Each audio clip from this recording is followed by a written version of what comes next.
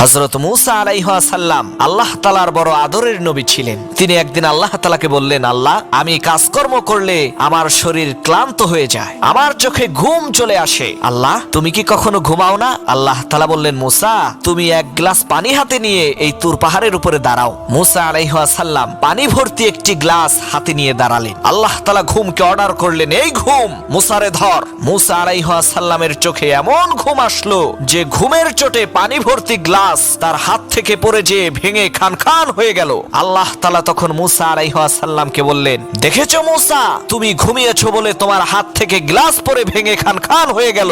আমিও যদি তোমার মতো ঘুমিয়ে যেতাম তাহলে আকাশ আর জমিন, চন্দ্র আর সূর্য, গ্রহ নক্ষত্র সবকিছুই ভেঙে খান খান হয়ে যেত। এক রাতে মোল্লা নাসিরউদ্দিনকে ডাকাতে ধরলো। ডাকাত অস্ত্র বের করে বলল, এই বেটা, জানে বাঁচতে চাইলে যা আছে বের কর। মোল্লা নাসিরউদ্দিন বলল, বাবা, একটু সবুর করো, আমাকে একটু চিন্তা করতে দাও। ডাকাত বলল, এ তো সাংঘাতিক ব্যাপার, এরকম মানুষ তো আগে কখনো দেখিনি, মৃত্যুর মুখে দাঁড়াইয়া চিন্তা করার সময় চায়। মোল্লা নাসিরউদ্দিন বলল, বাবা, আমি আলেম মানুষ, আমি চিন্তা করা ছাড়া কোনো কাজ করি না। মোল্লা নাসিরউদ্দিন চোখ বন্ধ করলেন, কিছুক্ষণ পর চোখ খুলে বললেন, আমাকে হত্যা করো। তার এই কথা শুনে ডাকাত বিস্ময়ে বিমূঢ় হয়ে বলল, সর্বনাশ, এই অল্প কয়টা পয়সার জন্য আপনি নিজেকে হত্যা করতে বলছেন কেন? মোল্লা নাসিরউদ্দিন বলল, বাবা, আমি একজন ধর্মযাজক, টাকা পয়সা যা জমিয়েছি তা বুড়া বয়সের জন্যই। এই টাকাই যদি না থাকে তাহলে বুড়া বয়সে করবোটা কি? যদি বুড়া বয়সে ভিক্ষা করেই খেতে হয় তাহলে আমার এই জীবন রেখে লাভ কি? জীবন তো পাইছি ফ্রিতে, একদিন তো মরতেই হবে, তাহলে তোমার হাতেই মরি। ডাকাত বলল, হুজুর, আমাকে ক্ষমা করবেন, আমি চলে যাচ্ছি।